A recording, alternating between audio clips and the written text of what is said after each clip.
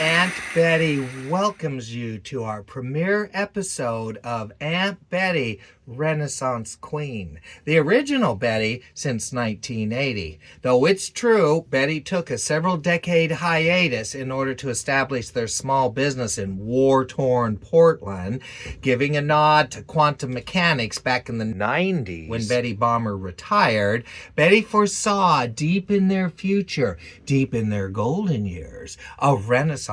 Well, in the blink of an eye, 30 years has gone by and we've come full circle, launching Betty Bomber 2.0 as Aunt Betty, Renaissance Queen.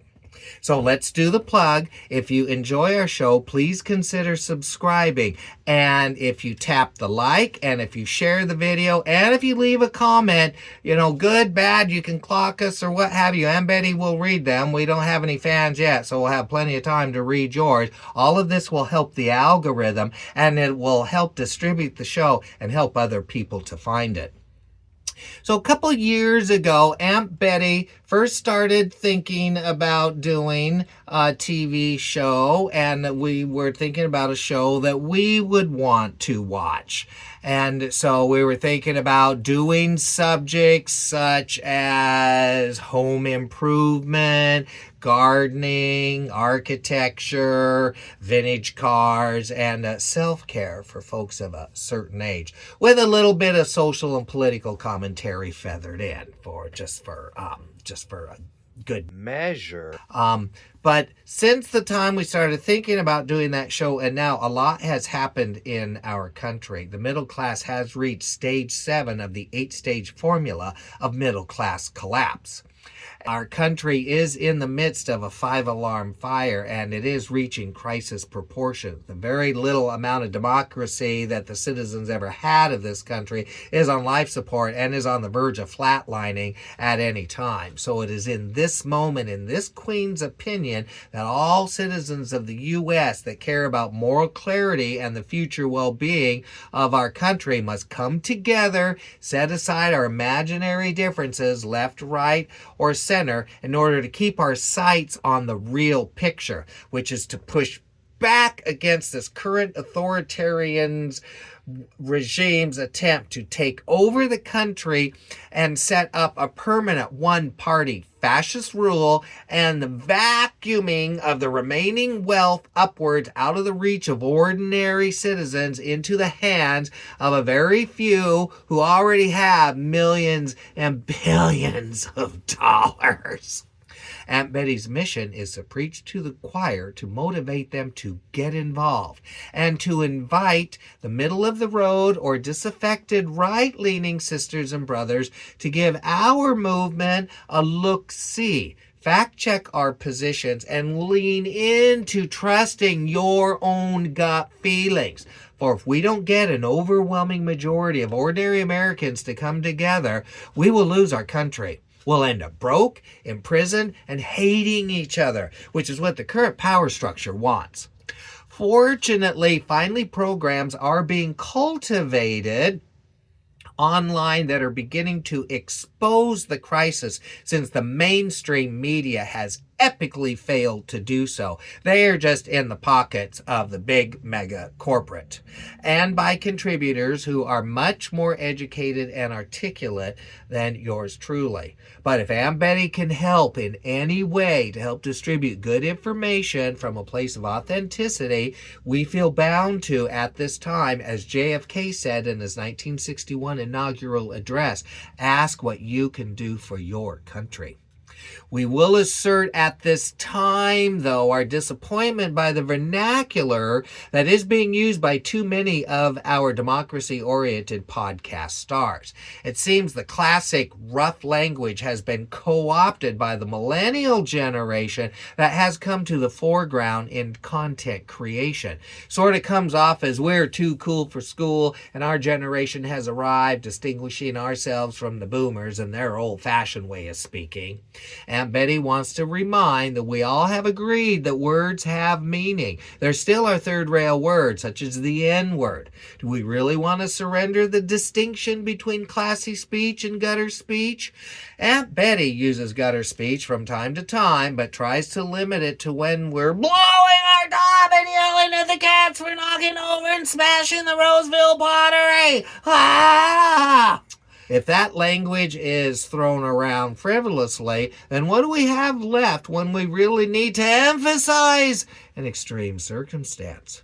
Donnie Stump has become the first president to use gutter language on camera and even perpetrate fellatio on a microphone for all to see. That in itself should be enough to encourage our pod warriors not to want to emulate him. Just saying. But the germ has gone deep recently, apparently in a misguided attempt to remain relevant in Aunt Betty's opinion. Heroes such as Mayor Pete, Justice Matters Glenn, and even Anthony Davis, just to name a few, are using language they would not have used just a few months ago. But thank you, Ms. Richardson, for sticking to your ethics and not caving. It is so uplifting listening to your elevated speech every week. Aunt Betty is going to call balls and strikes just the way we see them. Now let's figure out, how did we arrive in this mess we're in? Aunt Betty has no degree in history or politics or economics. We've simply paid attention to these subjects from the proverbial armchair. Aunt Betty's background in small business has kept us in contact with the public and human nature.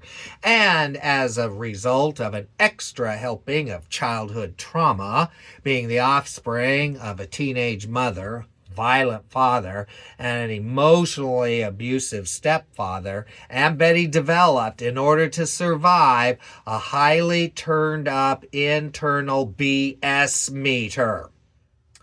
We can listen to someone and tell most of the time if they are authentic or not. This has been tested over the years. When Aunt Betty was young, people would protest their innocence when Aunt Betty would suspect inauthentic behavior, making us second guess ourselves and wondering, are we crazy?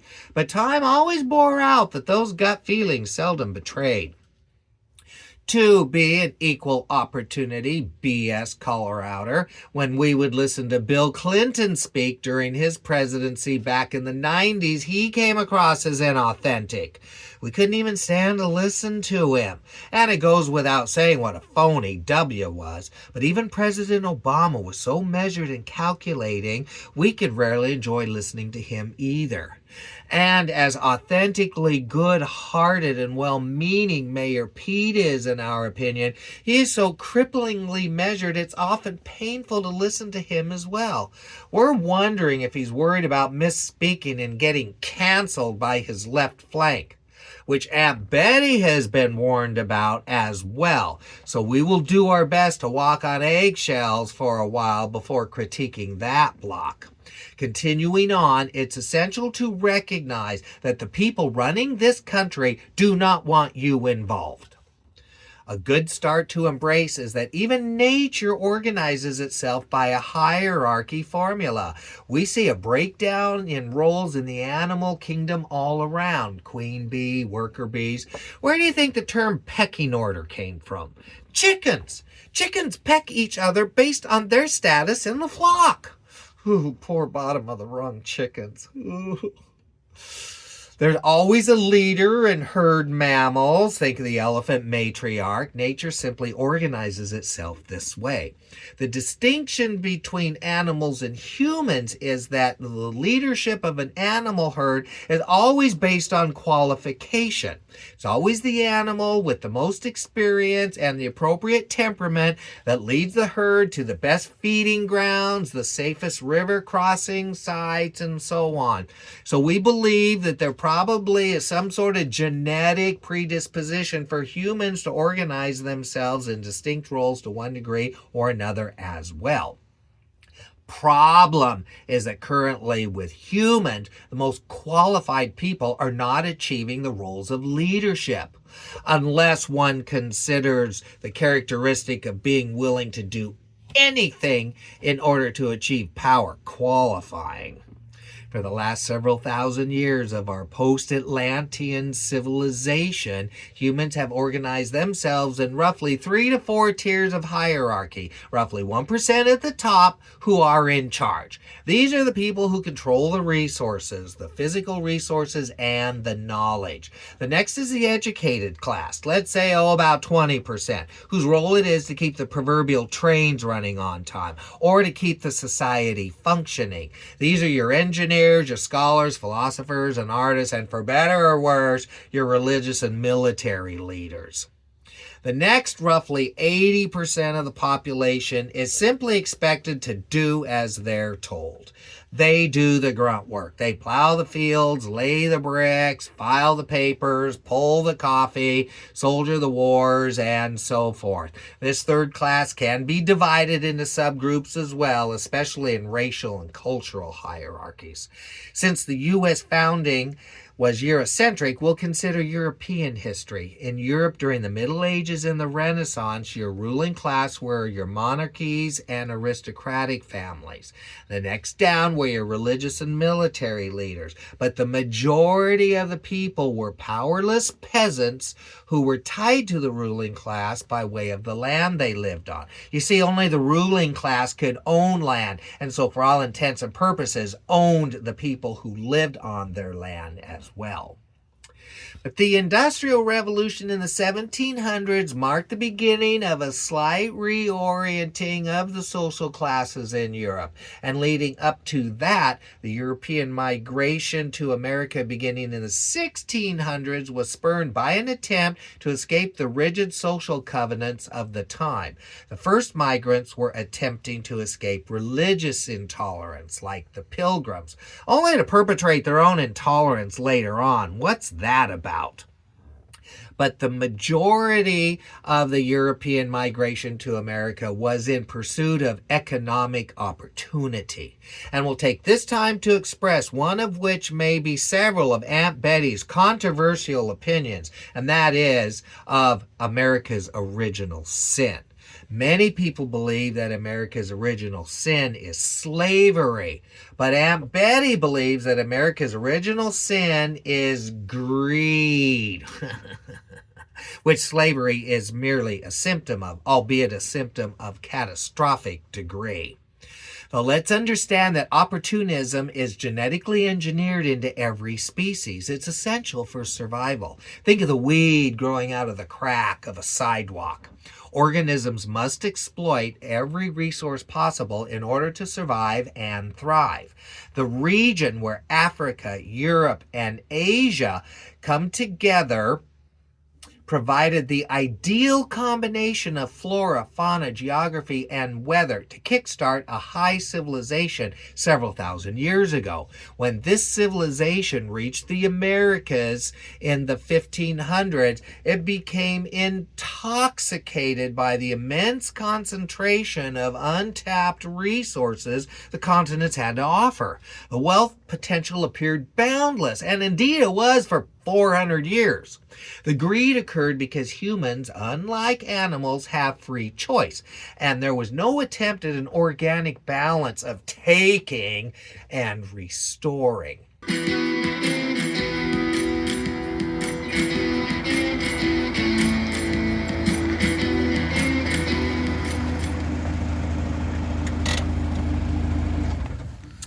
Our featured car this week is a 1948 Chrysler Windsor Highlander trim package. The Chrysler Corporation had 4 badges to their lineup. Their entry-level badge was your Plymouth. That competed with your Fords and Chevys. Then the next up the rung was your Dodge, and then the next was DeSoto. You may not have heard of that, as that was retired in 1962. Then the Chrysler top-of-the-line monikers were the Chryslers. The Chryslers came in 4 different models. Your entry level was your Chrysler Royal, and then the Chrysler Windsor, which this one is. Your Royal and your Windsors had 6 cylinders. Then the top 2 models were your New Yorker and your Imperial. They had 8 cylinders, and so they had even a longer nose. The Imperial went on to become its own badge in 1955. Now, what's unique about the styling, or noteworthy about the styling, this is a 1948, but it's a pre-World War II style.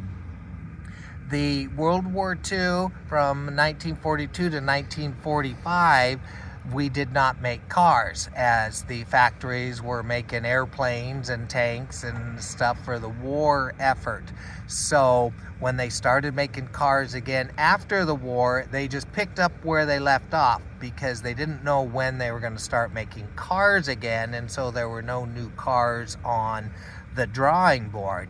It generally takes 2 to 3 years to design and put into production a new car. And so after the World War II, then there was a race between the competitors in the industry of who was going to get out the first new style. I believe Studebaker won that race and got their new model out in 1948, this year. And 1949 is when you started seeing new models from the other big makers. Sitting behind the wheel, we can get a nice look of the interior. Some of the really lovely features are this really beautiful, almost a Bakelite type steering wheel, this nice maroon color, which was a real 40s color used a lot.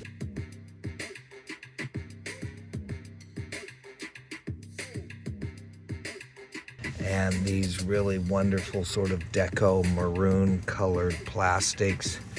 Here, these handles here, the wonderful Art Deco styling that swivel, and this wonderful lucite.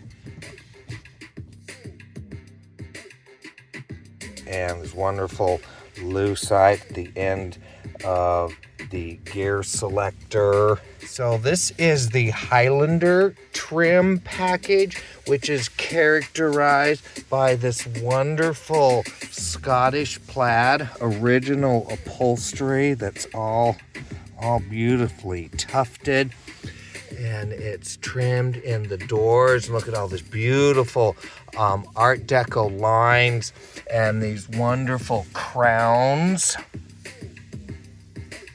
It says Highlander right there.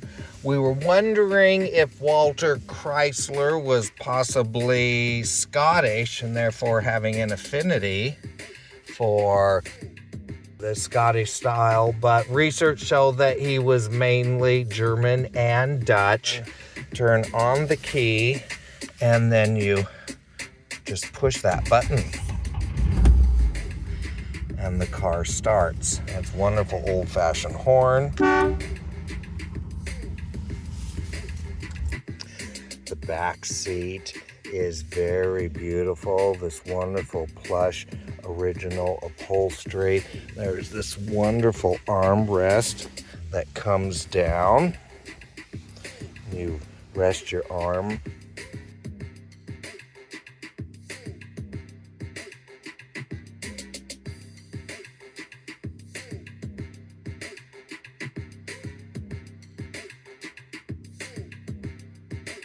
It has all the original knobs and handles. We'll exit the car here via the suicide door.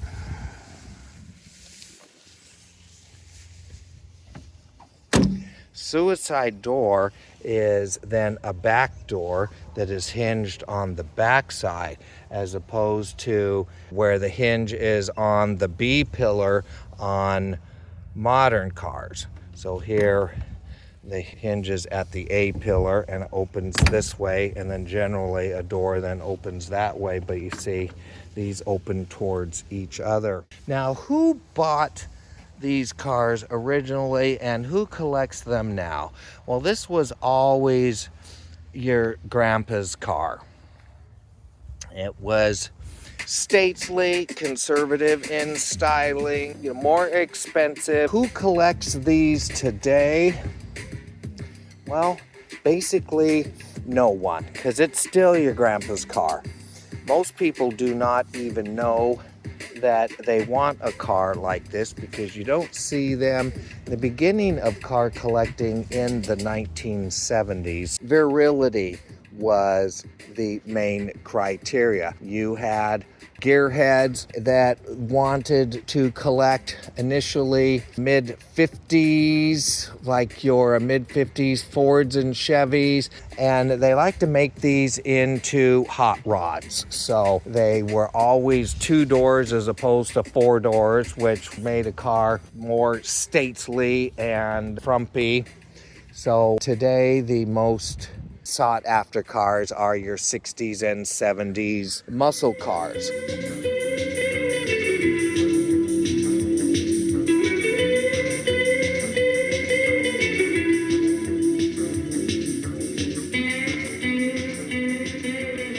True to the formula that the rich folk rule the land, the dirty little secret is that the United States was set up as a democratic oligarchy. The definition of oligarchy being a small group of people who are in charge of a country or a company or an organization. And so, of course, this small group of Americans were the rich ones. Some people say that Thomas Jefferson was a hypocrite because he wrote in the Declaration of Independence that all men are created equal, but he owned slaves. Well, it was simply inferred in the time that men meant white men. There is a new documentary out on Thomas Jefferson that does report that Thomas Jefferson did know that slavery was immoral. But apparently Thomas Jefferson's desire to enjoy the luxurious lifestyle that the enslavement of others offered outweighed his conflict of conscience. It must have helped the slaveholders of the day to subscribe to the prevailing notion of racial hierarchies and that the African races were inferior to the white European races. And Jefferson did mean men when he wrote men, as it was understood that women were inferior to men of any race. We believe what Jefferson meant when he wrote all air quote white men are created equal was to distinguish from the European class system where only a small percentage of even white men were afforded wealth and political power, which was established by bloodline, which meant that there were only a very few families where the wealth and power was concentrated. These families married into each other, passing the wealth and the power down the generations. For Americans, we are referring to the British, as at the time the American colonies were British possessions. And so the British sailed across the Atlantic Ocean, men from aristocratic families to govern the American colonies. So even if one had become a rich American through land grabbing and planting, such as George Washington or Thomas Jefferson, or through business, such as Benjamin Franklin or John Adams, they still had no real political power. So we believe what Jefferson was saying is that any rich white man is as good as any other rich white man, regardless of what family you were born into. So you see, no hypocrisy. So our country started out being ruled by a small amount of people and is still being ruled by a small amount of people. But between the founding and now, at least more people have made their way to accessing the ballot box, but not as a result of altruism from the elite. And now that access, though, has peaked and is going backwards unless we fight to save it.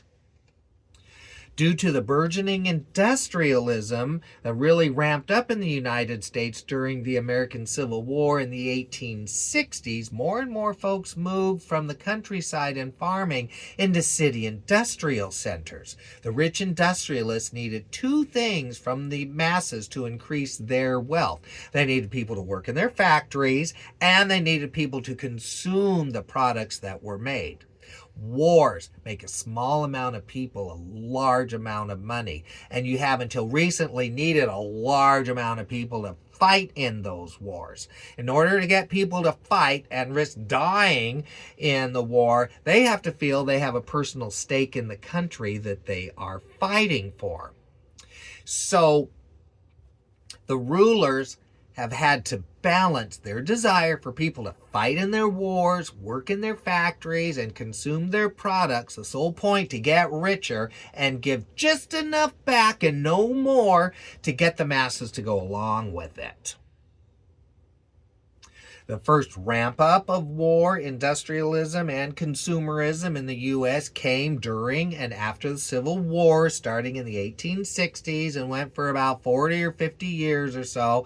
This is the period everyone has heard about. And Aunt Betty loves the TV show known as The Gilded Age. The second major ramp up of industrialism and consumerism occurred during World War I. And after in the 19-teens and 20s, the Roaring 20s. This is where everyone walked around and roared. Roar, roar. And then the third major ramp up of industrialism and consumerism occurred during World War II and after in the 1940s and 50s. And as long as there was room and untapped resources, there was potential upward mobility for, if not for all, at least more people a single culture had supported in remembered history.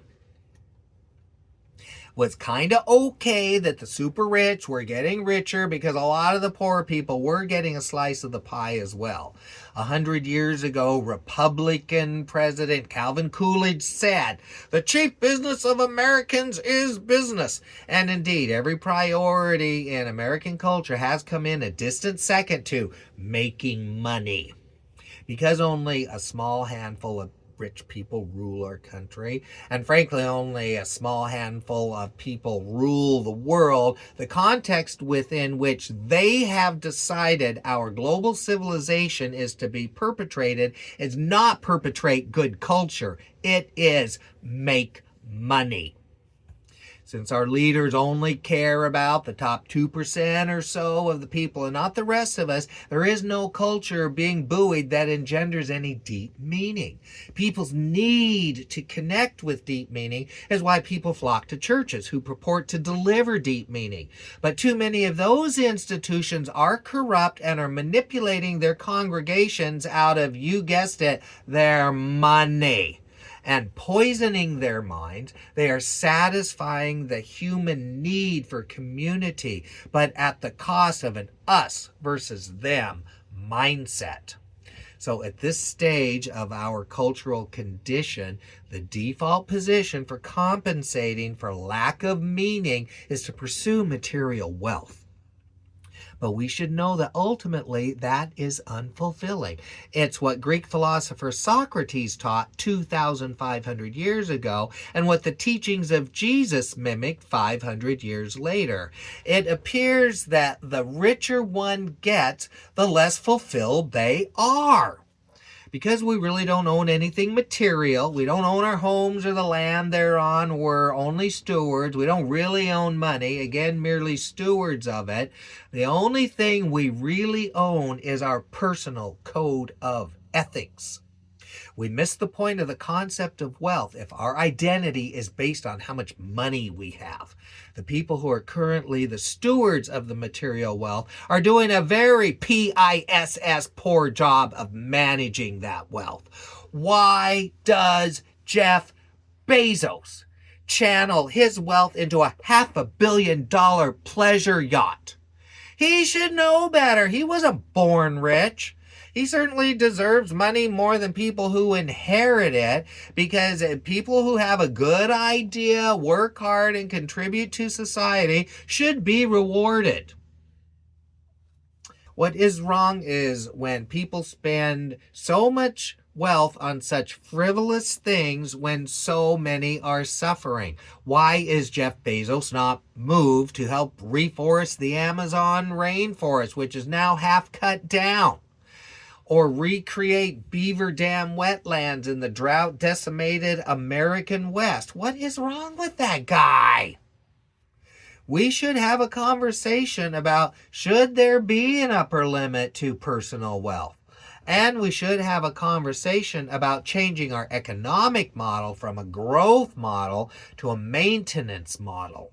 The global economic model needs to be organic at its foundation, which means wealth needs to be continually circulating as in nature, not the way it is now where wealth gets parked and grows in the hands of just only a very few.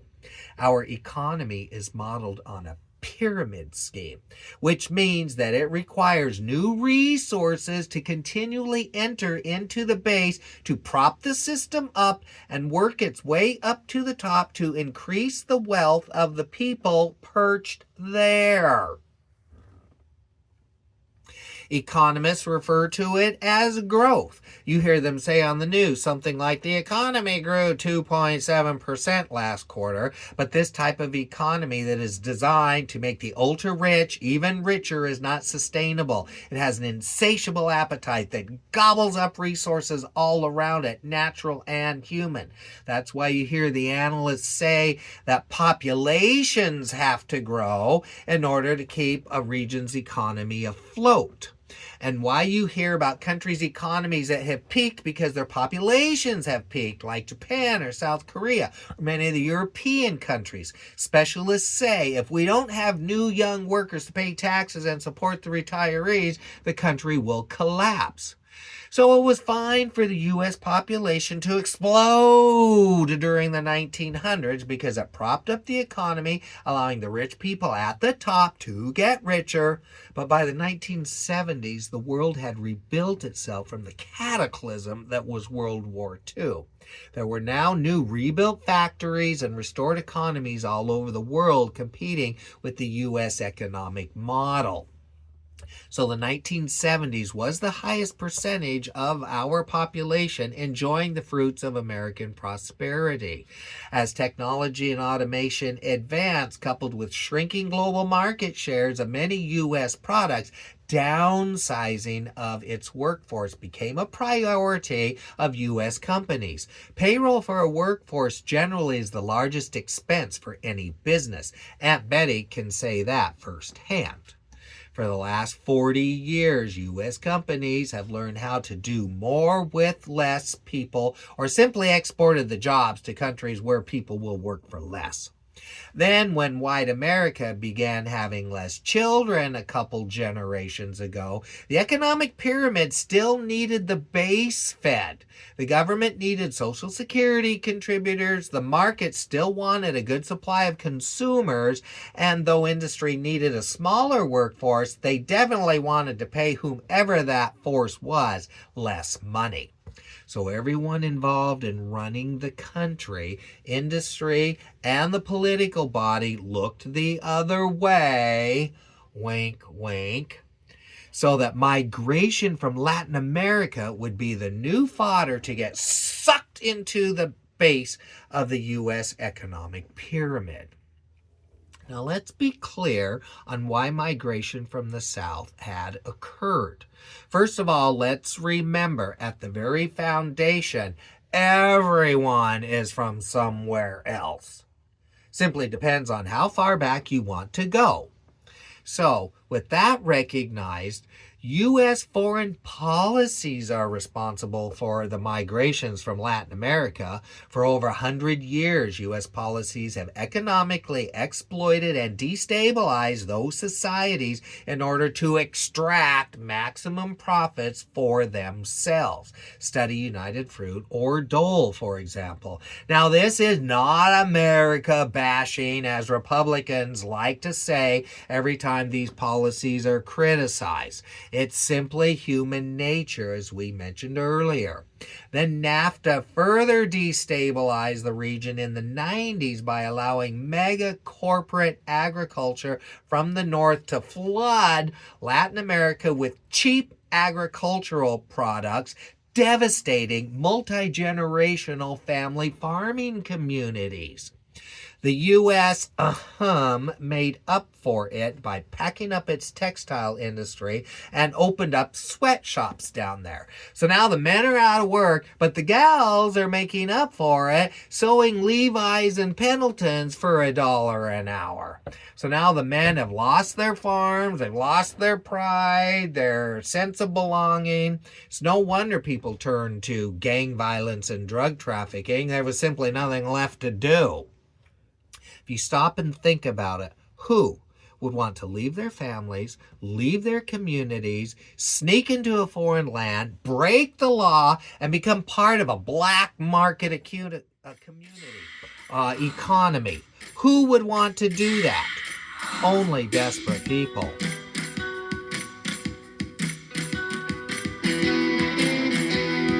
We're going to get a commercial made for our next product, but it's not ready yet, and so we definitely wanted to introduce this right away. So we're just going to do a quick reading off the script here to introduce our next product until our professional commercial is produced. I would like to introduce to you a line of custom home decor that we are very, very proud of and excited to launch to you. This line of home decor is lovingly hand carved and hand gilt in authentic 24 karat gold.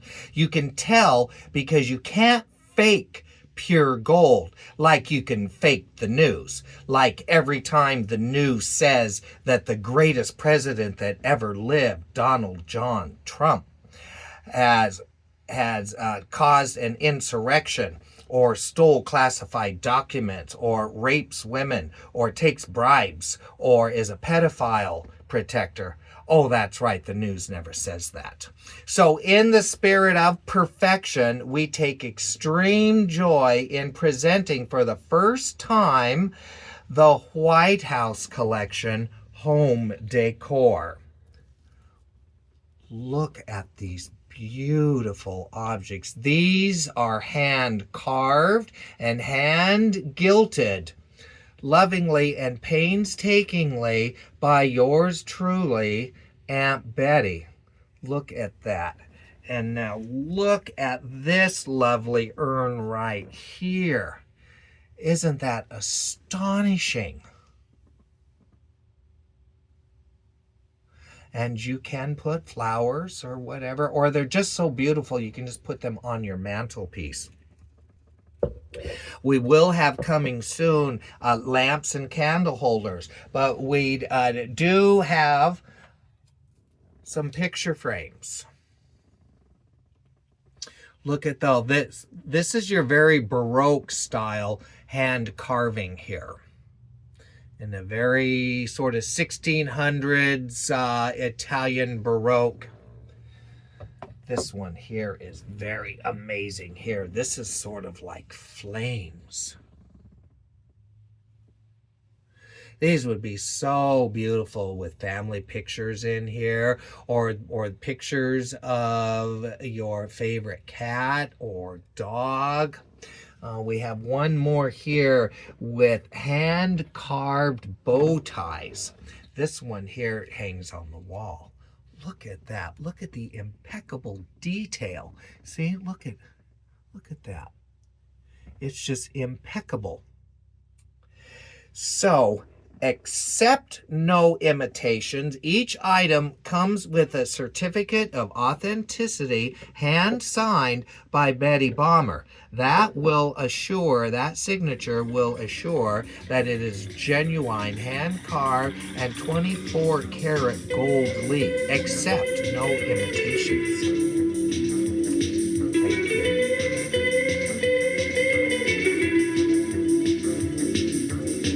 Along with the jobs, the U.S. has exported its obscene lust for money across the world. Money is entwined in every endeavor, motive, and measure of success, and there will continue to be war, environmental degradation, and spiritual disconnection for as long as the pursuit of money is above everything else in our global culture. So here we are, a country in crisis, an entire world in crisis. We have people who are in charge, but they are not leaders, Democrats or Republicans. The people who are in charge are of the mindset that only a small percentage of people can have the good life. And in order for a few people to have the good life, that means that the majority of us have to suffer in their mind.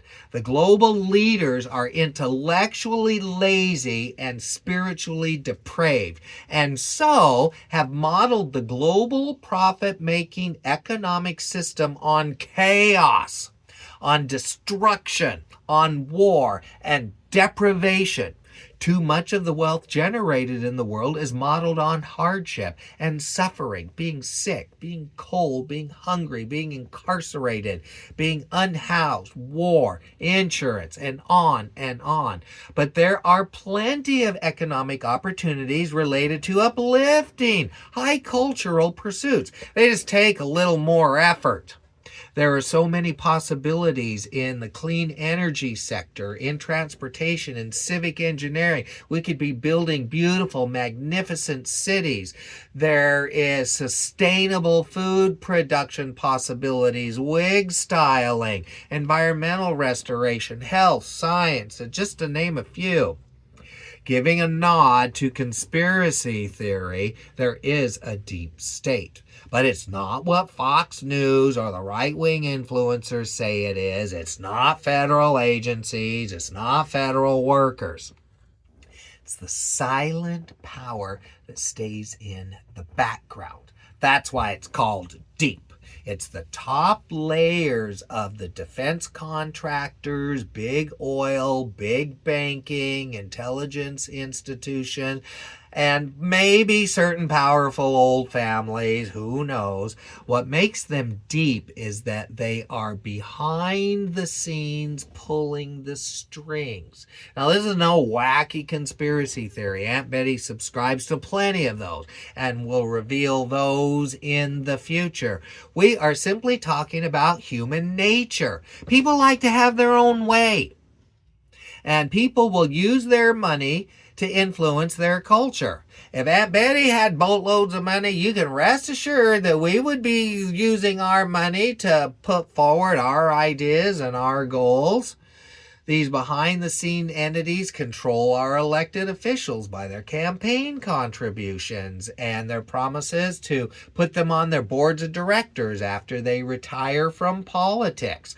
Most of our elected officials work for the deep state and not us. Why do you think nothing ever gets fixed? It's because our elected officials are not allowed to fix anything. It goes against the economic model of profiting off of chaos, which distracts people and allows these criminals to pick our pockets. Then they deploy the propaganda machine to get the public believing the war is between liberals and conservatives. But the dirty little secret is liberals and conservatives want 99% of the same thing. We all want a job. We want a decent place to live. We want affordable necessities. We want safety for our loved ones. And we want to feel that our lives have purpose. The only thing the power brokers have is to create and exploit fake cultural issues, when the real war is being waged by the ultra-rich onto the majority of Americans. It's the age-old scheme of divide and rule. So there are two Americas. There's one America for the rich elite and one America for the rest of us. The rich elite don't care about the rest of us. They don't care if we have a job or a house or enough food or health care. There's a separate legal system for the elite, a separate health care system for the elite, and even a separate code of ethics. Do you really think that the elite care about who's doing who in the bedroom, over age or under? Or do you think that they really care if one of their own is ready to be a mother or not? So the elite have to wage war on the rest of us in order to control us, to keep us from realizing they are the problem in our society.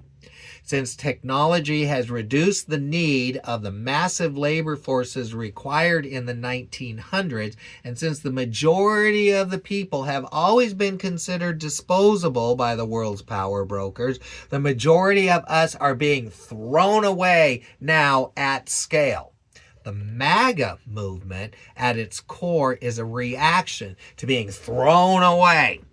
The power brokers in charge of shaping the economy and adjacent culture, and therefore these people's very livelihoods, have very cleverly misdirected their attention and have succeeded in convincing MAGA that liberalism is at the root of their economic and cultural pain, when in fact liberal ideologies would improve their quality of life.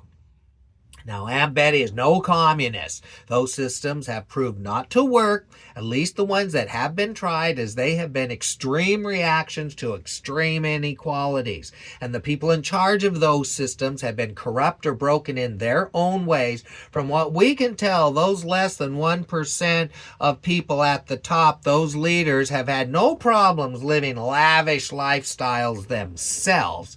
The systems come off more as authoritarian and denying free will more than anything. And Aunt Betty rejects the argument of which is better, capitalism or communism. Our journey is to evolve our consciousness to be in relation with deeper meaning. When that occurs, our economic realm will organically come into harmony. Indeed, it appears we have a long way to go, but in our opinion, that's the goal. Now, if we want to talk about making America great again, to the extent that that was ever true, let's jettison the part where we revert back to the 1950s social values of racism and sexism and focus on the important component of America's economic zenith, which is where the rich paid their fair share of taxes. Rich people now are paying less than half the taxes they were paying back then. Tax money needed to keep our country strong by investing in infrastructure and research and citizens, and for better or worse, our military. Sadly, we have to have a little bit of a military.